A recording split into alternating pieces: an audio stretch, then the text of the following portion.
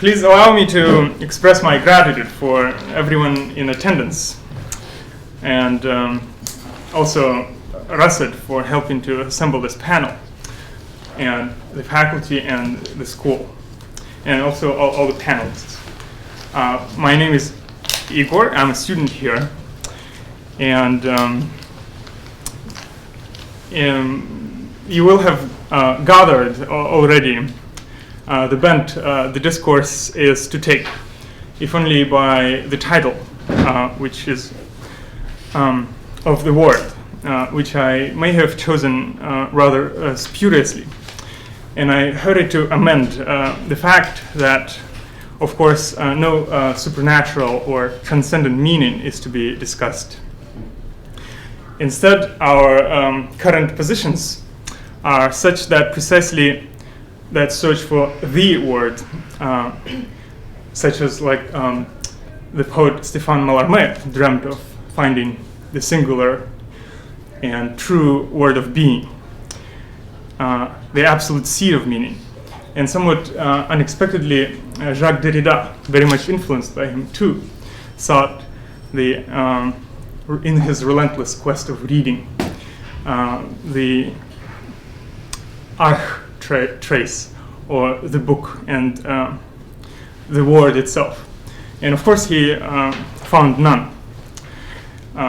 What instead he did find is that the word is always in the singular plural, or fragmented, disunified, reunified, transposed, displaced, and moved, like in a play, grammatically and rhetorically, mythologized, translated, buried, burnt, desired, archived, and deposited along various protocols of movement. And perhaps this might explain that an overarching systematical or methodological thematic unifying principle is unlocatable or lacking. And yet, we thus caught in the moment, still after those tremendous convolutions, we find the word subject to cultural translation, or an attempt to ascertain meaning in hermeneutic searches, or its fragmentation, disunification, and reassembling along the protocols of digital movement. And under the aegis of what we hear so much under those shibboleths of technological development and globalization,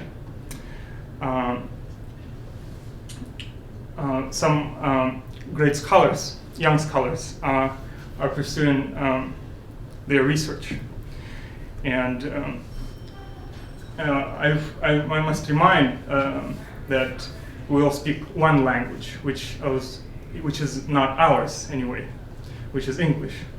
And some of our guests are from far away.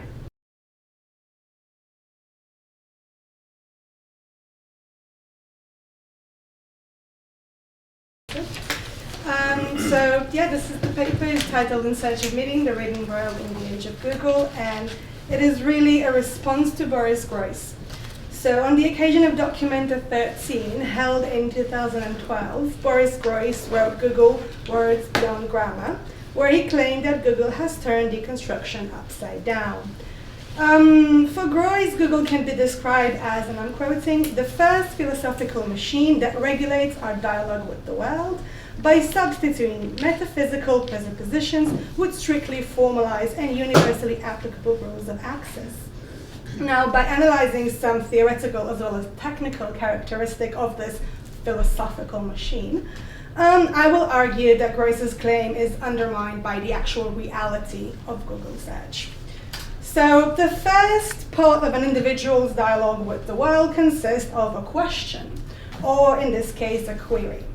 So all web queries are formulated following a very specific type of logic, namely Boolean logic, which, in other words, these queries consist of words, which are strings of data or sequences of characters, which may be organized using operators and or not jolly characters and quotation marks. And each query can be further specified, putting certain limitations on the possible outcomes in form of linguistic, geographical, typological, or file format preferences. It has been shown by Groys that these rules of dialogue, permitting a correctly formulated question to take the form of a single word or a non-grammatical combination of words, do not correspond to the rules of the spoken language. So 3 parts constitute the Google search software: a spider, a big table database, and an interface. Can you actually see what? Yeah, good, thank you. So the first, that's the spider, scans the word for word presence. The second indexes and stores the information, and the third allows users to access that information. Indexing is done per word, so that each word has a quantity of resources like web pages, images, and audio files related to it. So when a user types a certain word or a combination of words in the search box, Google scans its DB, database, and returns each resource connected to that word or combination of words in the form of a result, which is a link to the site where it appears. For Groys, this integration of text and discourses into a succession of freestanding words and word clouds, respectively, as an operation, it's an operation which negates content in terms of substance, that is, whether the content is positive or negative, substituting it by the notion of content understood as mere presence, as in whether some word appears or does not appear, whether it's included or excluded from the discourse. So Groys is basing this elevation of Google to the role of a philosophical machine on the type of user interface interaction, which he identifies as both singular and exclusive. For Groys, Google's definition of a legitimate question, and hence the only possible form of question feasible for Google, this I'm paraphrasing, is one that concerns the meaning of a certain word. All the same, professional literature on information retrieval tends to put web search in a much more articulated scheme. The first type of Google query is indeed informational, a search for general information on a certain topic in which the user has no specific interest in a predetermined result, but is looking for various web pages or context in which the search would appear. So let's take the word house, for example. A Google search for it will retrieve results around a certain American TV series, starring a very handsome English comedian, a UK department store, which is called House of Fraser, the United States House of Representatives, a bar in Oxford, House of Stiletto in Oxford, house music, this is all not visible in this example, and so on and so forth. So really, contexts in which the word house appears. Then the second type of query is navigational. It's a search for a specific website in which the user cares not for the appearance of the word, but for the web page, which can be identified as that word's web page. So a great example for that is Facebook.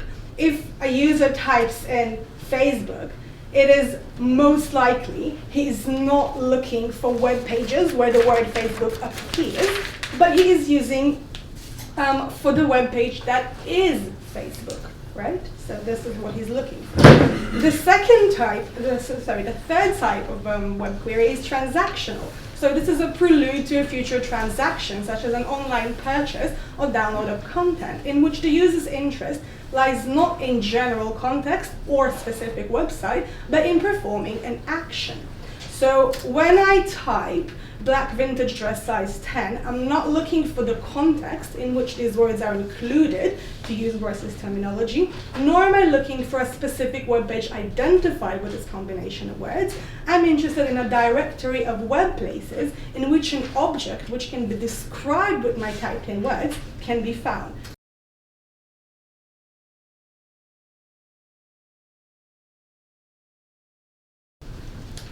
I'm going to talk about Free the Orphans, which is a project about copyright, intellectual property, and the status of creative work in a digitized world. It's also my thesis. So an orphan work, it's not a work without an author, precisely. It's creative work that is currently under copyright, but whose maker is impossible to identify, which makes it difficult to gain any permission for use. So I heard about orphan works and I was very intrigued. And I kept saying, maybe I'll do something with that. No, I can't do anything with that. Well, now it's my thesis, so some joke. What the thesis is and how I'm dealing with this is it's a project, and it'll take place in several stages, and try to physicalize the paradox between the way that it's very easy to distribute things digitally, but we currently have a very long-term content copyright regime. So, and it's a continuation of investigations I've done previously as an artist, that is, so I'm an artist and I'm getting my MFA at the Digital and Interdisciplinary Art Practice Program at CCNY, parentheses. So the thesis is a continuation of these investigations into how private and public spaces are exchanging places in a way, so that and there's a tension between the privatization of public space, and I consider that knowledge space also a space. So, and I've been researching, so what that brings in is copyright law and the position of memory institutions, which are libraries, archives, museums, in when knowledge becomes digitized, when that becomes the way we share and bring in knowledge. And also the role of the creator or artist in exposing or using seemingly lost knowledge, because I feel like that is something that's happening. And that's something that a lot of artists are kind of approaching and intrigued by. And I want to bring these strands together and then use a variety of performative strategies to bring an audience into kind of a complicity of a reparative narrative of searching for, then fostering, and bringing into view these orphaned works. So the orphan works have always existed, and the problem with them is a legal problem. It's a legal risk that you take in using and finding orphan works. And it kind of exploded in the US in 1976. And I'll say parenthetically that this is a problem that exists in a variety of ways and all over the world in different ways. So I'm talking about the US right now because it would be impossible to cover all the countries, but it happens in the EU, it happens anywhere that there is a copyright law.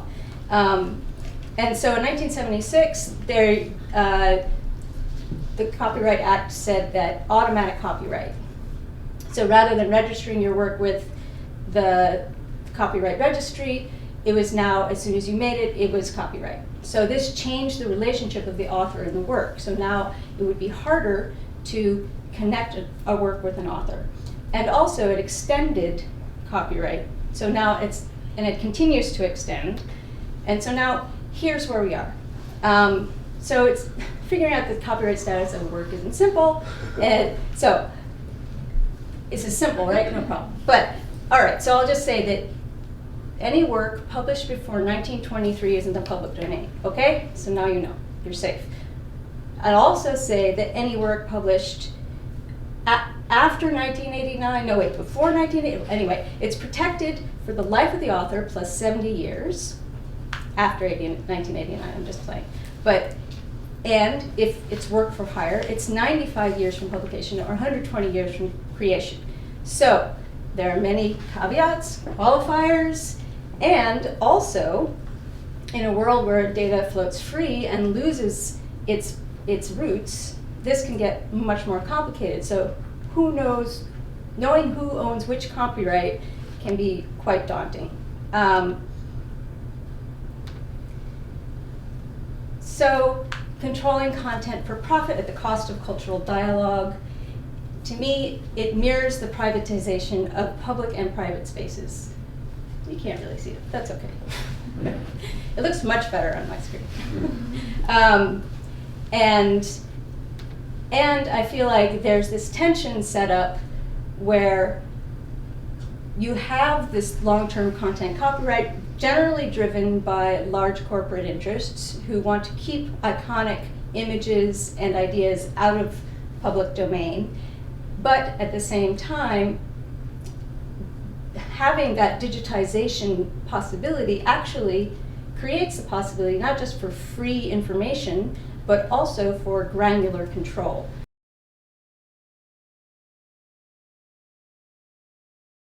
And my research deals with basically theoretical or philosophical question of the fusion between hermeneutical philosophy and the critical thought.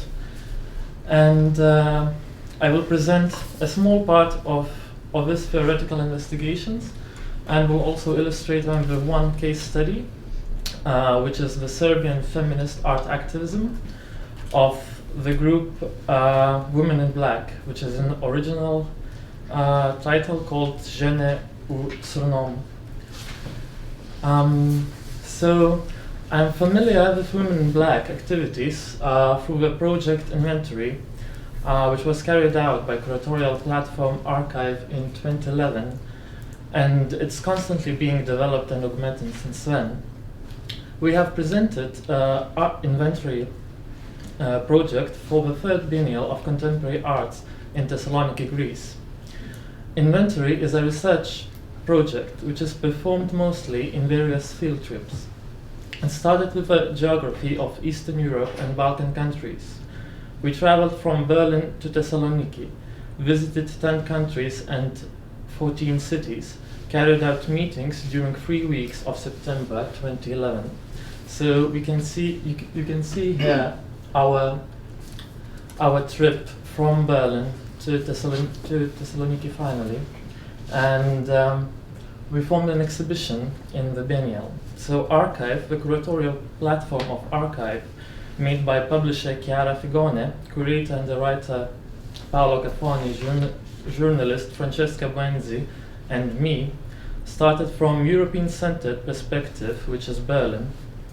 We were gradually opening up to Eastern and Middle Eastern regions during our travel, and ended up our journey in Istanbul and Thessaloniki, the two cities which are close by and that best represent the border between Europe and the East and the meaning of a cultural encounter. We considered the changes and movements in Arabic countries and Greek regions at the time, their impact on cultural, economical, political and social structures, and we envisioned questioning European cultural establishments and their archives as certain hegemonic structures implied over a continent's history. We met artists, cultural institutions, curators, publishers, archivists, anarchists, feminists, and human rights activists, and we collected their publications. The project was presented in the third biennial of contemporary art of Thessaloniki, the pop project space in Istanbul in 2013, which you see in the picture, and in our headquarters, Archive Cabinet in Berlin.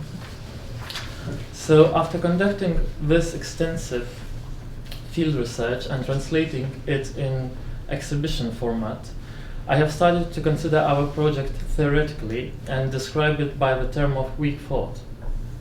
So while considering and working on the philosophical reflection upon inventory, in the light of hermeneutical idea of weak thought, which I will present in a moment, at the same time I started to work on my master thesis in Geneva University of Art and Design, which deals with a closely related notion of political interpretation.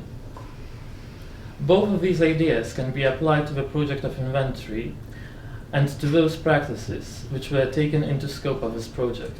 But before looking at the particular case, which is art activism in Serbia, let's take a glimpse into philosophical context of weak thought and the theoretical framework of political interpretation. So, weak thought as a concept was coined by Italian philosopher Gianni Vattimo in the book Hermeneutic Communism, which was written with his colleague Santiago Zabala. It comprises two main features. Firstly, weak thought proclaims the reading and deconstruction of existing hegemonic narratives of history, or as Benjamin has put in his thesis, the history of victors. Weak thought advocates for expansion of historical discourse by introducing the past of formerly marginalized and excluded social elements, minorities of any kind. It must be said that weak thought, while attaining this objective, which is the expansion of history, does not suppose to construct the total history. In fact, Any pretensions for absoluteness are refused by the critique of metaphysical constructions in the theoretical framework of weak thought, founded in epistemologies or epistemic justifications of science. Such justifications, according to Timo, are alien to social sciences or social sphere in general by their very nature, its origins in society. So social dynamics question any kind of objectification or any kind of strong structures of objectivist or positivist science implied in social sciences and humanities, but also in social projects.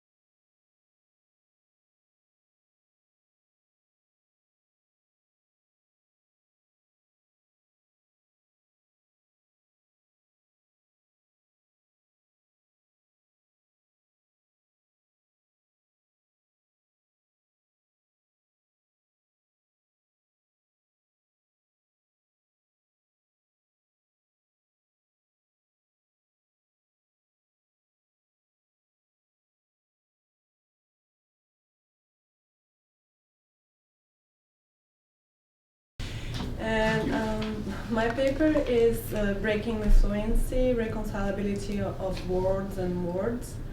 And this idea came up when I moved to the US 2 years ago, and I started to investigate and to make what I call the translated poems, which are found texts taken from product packages and kind of mixed with my own words in different languages, so Portuguese, English. And I thought it would be interesting to find out other works that were dealing with the same ideas. And what I have noticed from works that deal with multiple languages is that, and translation sometimes, is that there are a lot of contradictions between the texts, especially in the works that I was doing. And this contradiction opens a space, what I was really trying to find out, is that it can open a space for to dismantle certain stereotypes or cultural hierarchies. So my research was based on post-colonial discourse and identity politics, and although the framework was kind of slippery because I chose Baudrillard, Derrida, Spivak, and Said, I thought if I focus on the works themselves, it would be more interesting to find some of the everyday life aspects of these practices. So just skip everything. And so the idea we have, like the common or most known works that we have in post-colonial discourse, as you can see, like in Kashanibari's headless figures that deal with the opposites between conquerors and conquered in the post-colonial discourse, or Guillermo Gomez da Peña playing with gender roles or cultural stereotypes, or Adriana Verjan, who's also a Brazilian artist. She has like appropriated the wounds of the colonial past in her canvas, so they are kind of coming out off of the canvas and kind of haunting you as a spectator. But although I think that all these works are successful in presenting or revealing shockingness as spectators in regards to this colonial past and the violence that has been proper of this time of history and its continuation within like globalism. I think they also, in a sense, they feed or from these hierarchies and these stereotypes at the same time, because without these stereotypes, they can't function. So they are also working within these hierarchies. So I thought maybe by having multiple language and in regards to the written or the spoken word, maybe this cultural hierarchies and stereotypes could be at least diminished. So this work is from a Brazilian artist, Carla Zaccanini.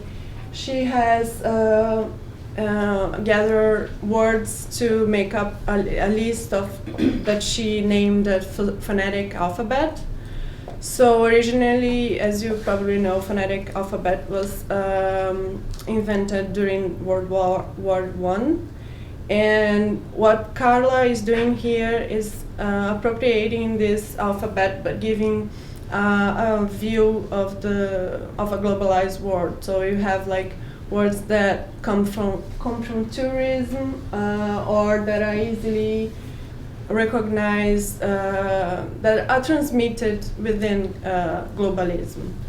So what she does, this is like a small card that is very like, it's not very portable in a sense, but she applies this alphabet in installations like this one in different situations.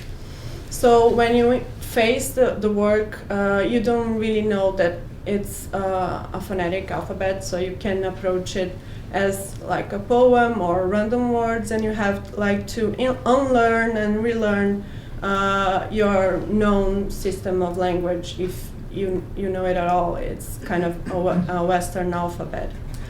But you face like a barrier, and then you have to rearrange yourself. And what it says here is they paved the Panamericana, but all I can see is the Darien Gap.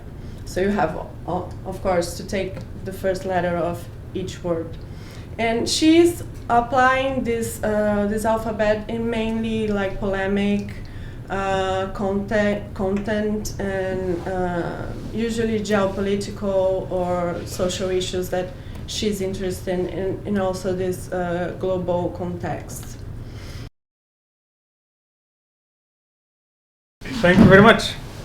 If you allow me, I'd offer a very brief response that I think has a claim, somewhat tentative, but at finding a similarity of discourses so multiplicitous and diverse that were presented to us generously.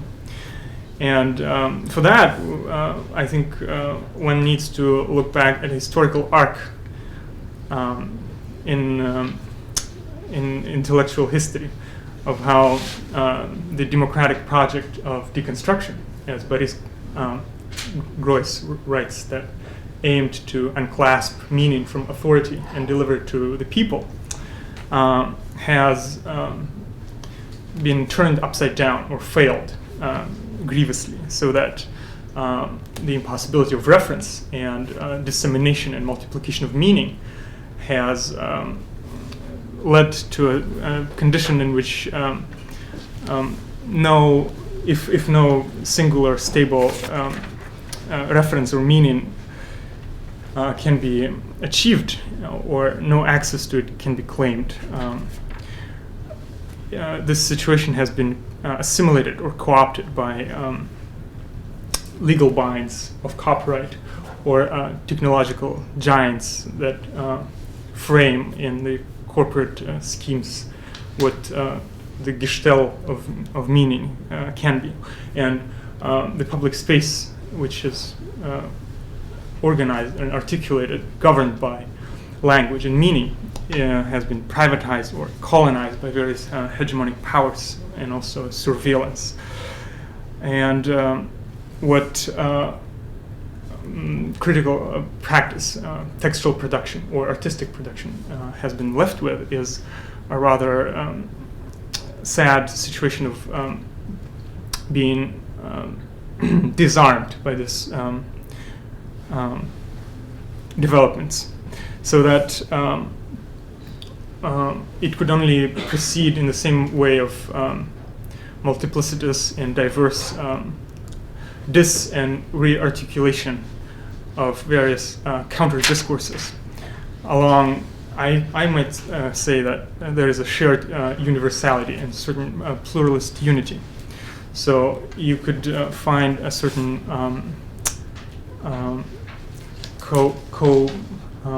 covalence in what Ignas alluded to as weak thought, that, for instance, would grant agency to objects or works that are orphaned, or discourses that employ critical hermeneutics and articulate counter-memory, and employ or give visibility to that those who are strangers, others, or enemies, foes, foreigners who question the host, and which is also connected to possibilities in artistic production. For I see an orphan work as a tremendous possibility as to be read as an epistemological ready-made, with this capacity for mining and reappropriation and future amazing capacity for production, specifically along what you said as this futurity of Ernst Bloch, in which, in comparison to which Cheryl Levine would be just a tiny premonition, and even the fact that each has his own meaning, governed by search engines, is somewhat similar to Marx's formula for equality, from each according to her capacities and to each according to her needs, which are, of course,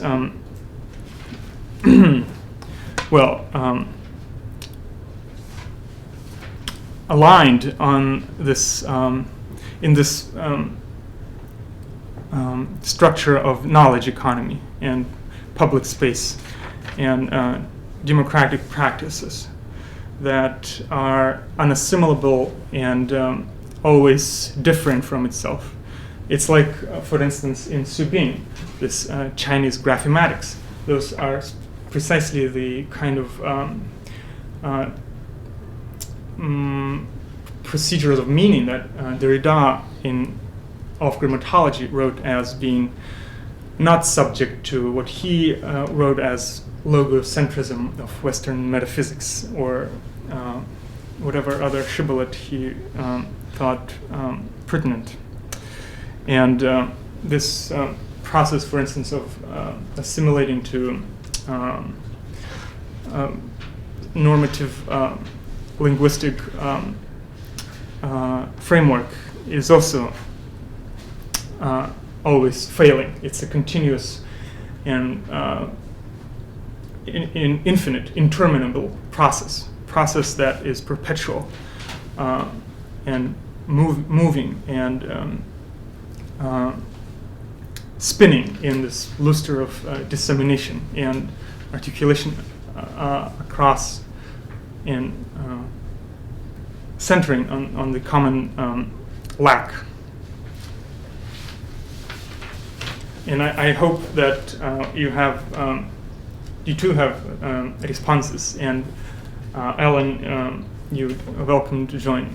After which I will be glad to open to the audience's questions or remarks. My question is specifically for you, since you stressed your work as an artist as well. As I wonder if you could give us a slightly larger sense of what you would like to do with these orphan works. It seems that the ones you chose, for example, are text-based, but you also mentioned the performative aspect as well as bringing them into a public space. So I'm just wondering. So, I mean, this is in process, but as I should mention that there'll actually be a gallery show in which I will show some of the orphans and invite people to engage with them. So basically there'll be the texts and some photos and a microphone and an amplifier, and the viewers will be invited to do whatever they want with. I mean, they can actually just read them out or they can respond, but it's a public engagement with them so that they are brought into the conversation, the cultural conversation. So that's one manifestation. Also the idea of fostering, the idea that you bring the orphan work out into the world in your own way, so that individuals will have it and they can create with it, or they can just display it, or they can just read it. And I've had recently these ideas of display within homes, so working with the installation artist, creating these temporary shelters that would either exist in public spaces or in homes. I mean, which is extending the idea of the orphan metaphor quite a bit, but where do you exist when you have no support? And so you exist within other people's homes. You may have to be on the street. These kinds of temporary and precarious spaces. And there are other elements, but also people have expressed interest, especially in the texts. I mean, there are many other kinds of orphan works, and I will engage with them as soon as I can find them. And I have a contact at an archivist at the New York Public Library who promises me a treasure trove. But yeah, so it's kind of like the orphans tell me what will happen. and how people respond. So it's a constant call and response between the work and the people that see it, basically. Right. But it seems like you've also chosen texts that are alternative histories, or maybe repressed histories, or there's a certain kind of political cultural dimension added to. These are not just neutral texts that have vanished. You know. Well, is any text neutral? That's why I put it in quotes, but I mean, you know, the Native American languages. Well, I've only chosen what comes to me as an orphan. And this is an interesting point that I said to my friend, I'm doing something about orphan works. And I explained what they were, and she said, oh, you mean like women in queer history? You know, so Right. it was like, well, yes, what is repressed and what is lost, and why is it lost, and how is it lost, and who got lost, and why did that guy write anonymously? Well, of course he had to write anonymously about, I mean, the guy who was talking about coming out. And it's a very like interesting story, and he's very happy in the end because he's found his love, you know. But even the way it's marketed it's a warning, you know, sad young men, it's, you know. So I think these things, like, those are the things that get hidden and suppressed one way or another. And so they are charged. I didn't know what they would be. I didn't have any idea. I just was using these parameters for search. So I think that's interesting that they come across as charged, because to me they're just, you know, my orphans. They, you know, they're all so varied, you know. Well, they're charged in terms of the dominant cultures that I think, you know, everyone's dressed in some ways. Right, and that's the point of the orphan. To me, that's the point of the orphan. Is there, you know, the corporate interests sweep the little guys under the rug of history, and then how do you then bring them out, lift up the rug, show the bugs, you know?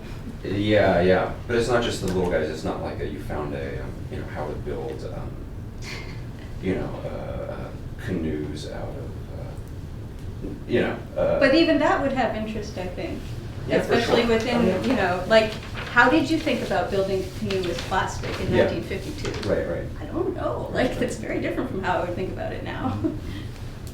And I think that's related to Ignas's paper too, in terms of starting off with this idea of revising history, bringing the repressed voices to light as the first step in the kind of process of historical interpretation that you presented. So I saw an overlap there. And I liked the way you brought it into the present moment as a way of this political hermeneutics in the present, not just relying on resuscitating lost histories and narratives. One operation of meaning that I think is present, a procedure that is determined by those who write of performativity, as starting with Derrida, as necessary for establishment of any kind of signification, is iterability, or performance act of which is always already infinite and repetitive. So in that case, the act of translation is necessarily presupposing a pre-existing culture of host culture and culture of the foreigner, in which the act of translation happens in perpetual reenactment, as with hermeneutic practice and or activist work that mines the archive in which everything is stored, both in sense that memory keeps, everything is kept on mystery writing pad, and or in the unconscious, or that each transaction, each click, each query, each search engine operation is monetized and stored and profiled. And as with orphan works too, that there is a continuous archiving and resurfacing of meaning. And Yeah, go ahead, please. probably my reply about this archiving and history, like by merging those two opinions, would be that it is certain that certain archives or like history books are written or created with some purpose. And while one archives or one books can have one purpose for somebody, that doesn't mean that this purpose is absolute, it's common for everybody. And therefore, like this expansion of existing history becomes important. And I think so that it's quite interesting to undermine, for example, how profiles of search engines are formed via certain kinds of archives of user profiles, which are formed on the purpose of, well, efficiency, but also of commercial value of search engine itself. And then we can also see the contradiction between the user interface and like the idea of search engine as some kind of tool for disclosing the world, as you have put in your text, and the actual tool, how it is working as some kind of imposition of certain archival profile, which user can disagree with actually.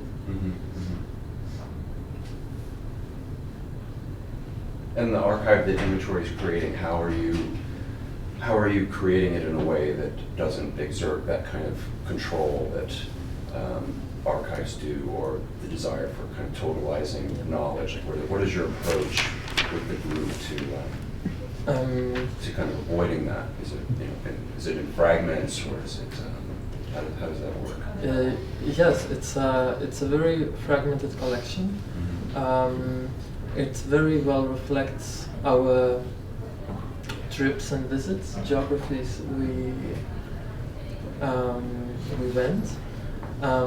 At the same time, I have to say that the acquisitions are done only by the exchange, because Archive Curatorial team is related with Archive Books Publishing House.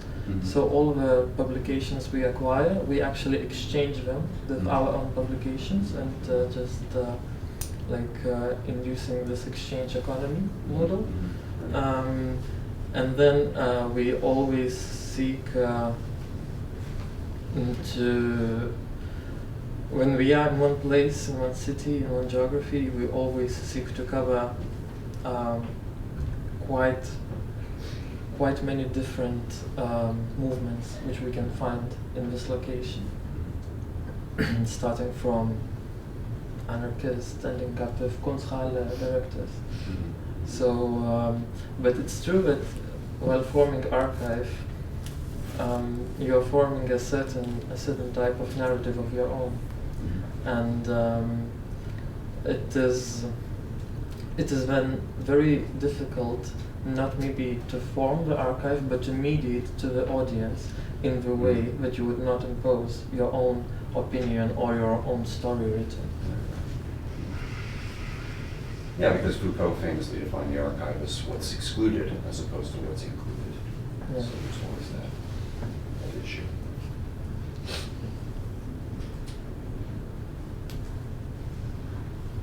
I'll ask Anita a question. Your paper sets up this critique of Groys and what I think you're kind of describing as the finitude to the search result that he's describing, versus the kind of IP recognition and the possibility for a much greater degree of variability. And yet it's interesting that you keep, though, returning to the question of finitude, and for instance that the URL search is only limited to 1,000 results, even if there are 2 million or something like that.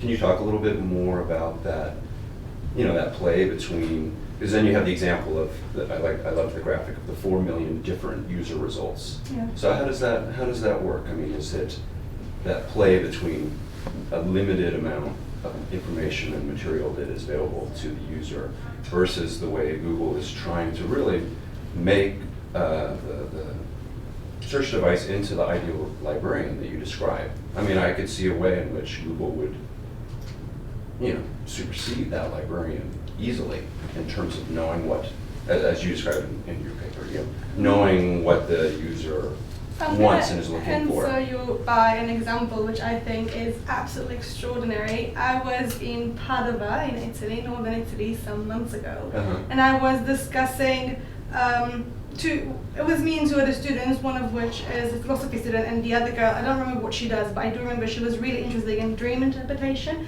And I was talking about this book. I could not remember the name of the book or the name of the author. I only remembered it has to do something with history as a dream. History is a dream, history as a dream. And I remember the author, he's a French historian, which specialized in medieval period. So I will just grab a computer, quickly search on Google, no problem. So her computer was the closest one. I type in, this is in Italian, of course, something history, dream, French, history, dream, French, medieval. No matter what I put in, the only results that will come back are what does history mean in a dream? History in a dream of French. French, the dream of history. Things like that. The book will refuse to come up. Like, okay, this is quite tiring.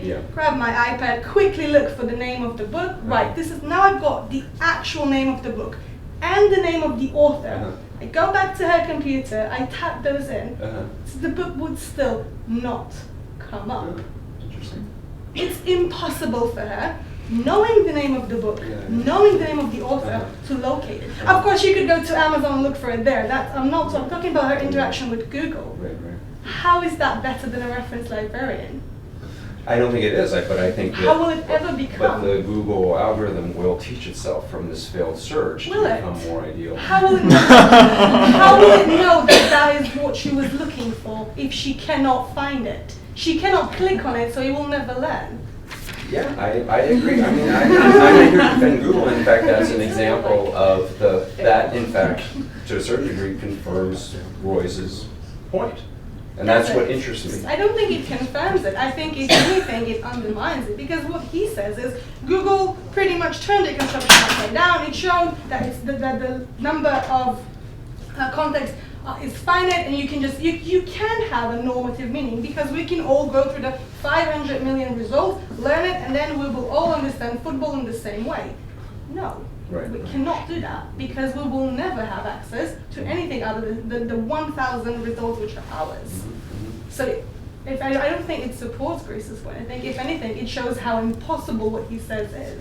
I think it already speaks to a certain singularization or monopolization of the signature and the event in which signature takes place. That what we speak of is Google search engine, which is already a singular or a corporate entity that has monopolized search engines. Right. Yeah, but I mean, it's not really different with other ones, right? I mean, it's the same. The same goes for Yahoo, or I don't know what else is out there, to be honest.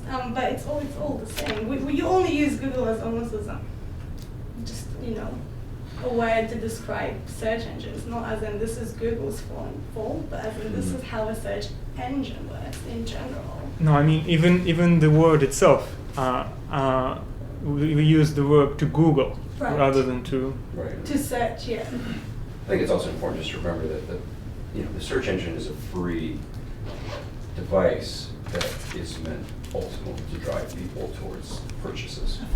So, I mean, if it screwed up your book search, it's not too worried, because when you punch in house, it's going to give you all the local real estate agents, and that's really ultimately that's it. Exactly. Well, for them, more not important. for me as the user. Yeah, for sure. Of course. For sure.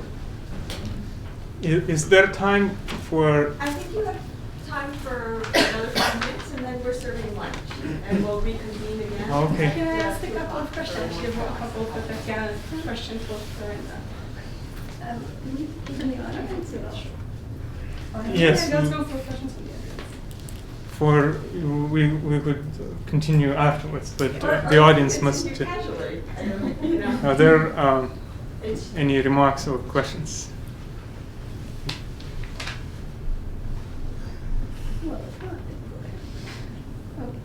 I have one that's going to be, it may be difficult to formulate because it will take some thought on my part.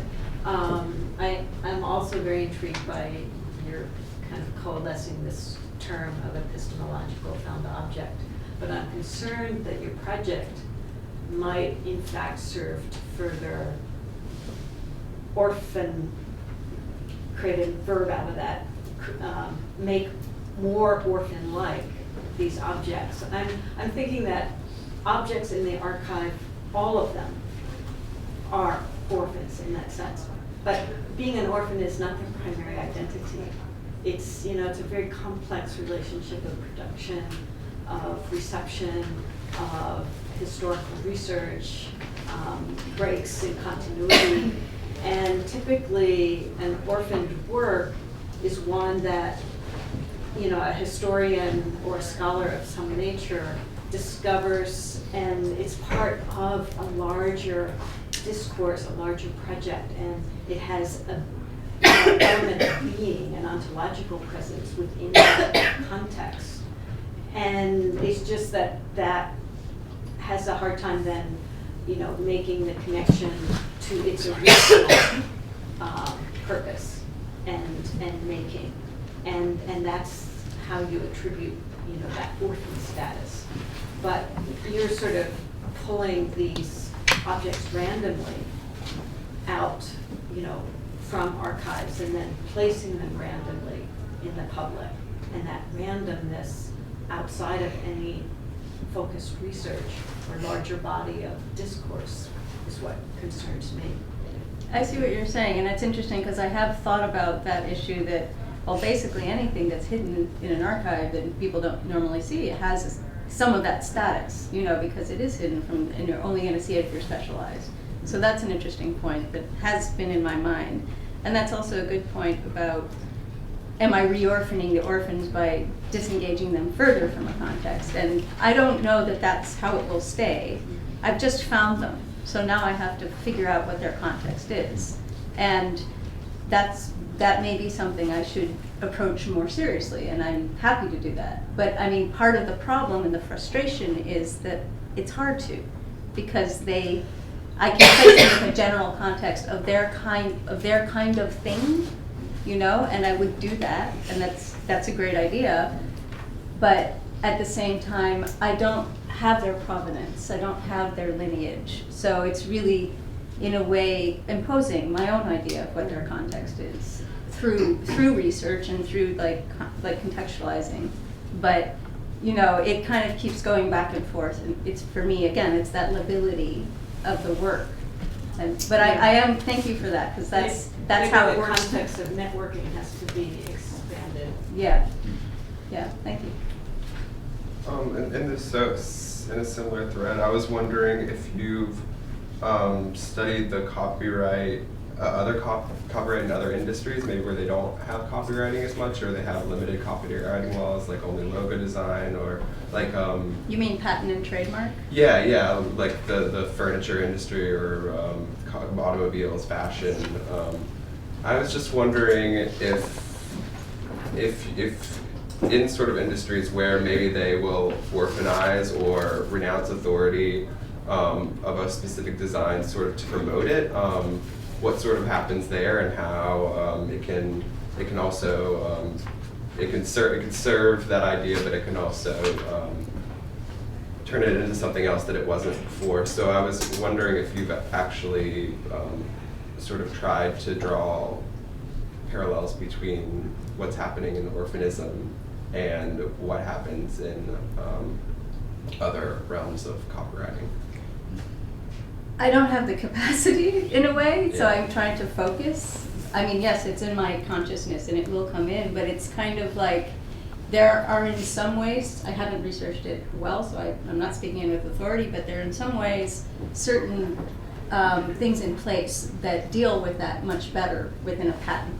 You know, patent is finite. I know the pharmaceutical industry best. So patent is finite, then it becomes generic, and it goes into the public realm. And that's, but that's provided for within the actual, a system itself, and it's more practical.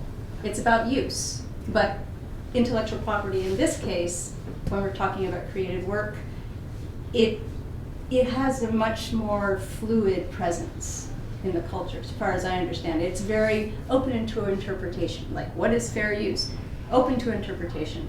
What is copyright infringement? Open to interpretation. In a way that patent and trademark, not open to interpretation. Quite the same way. What about, have you studied in other cultures, maybe where they don't have such a history of copywriting, like in China, how orphanization works there too? Well, it's very, very different, and that's why I Yeah. tried to be very clear that this is culturally specific, and Yeah. I'm not pretending to any kind of universalism. Let me say that, like, no way. I'm just saying, like, here's within this culture that I'm living in, this is what happens. And it's true, because it's a completely different idea. Boaventura de Sousa Santos is a writer, a Portuguese writer who wrote about the public sphere and how the problem of the Habermasian public sphere in the global south and the global north, how there are different understandings, and that seems far afield. But, speaking to someone from Egypt, there was a conversation. He said, our idea of the public sphere is very different from yours, and there's this kind of idea that everything exists as universal. I'm not pretending to that, and I probably should make that clear. So again, thank you.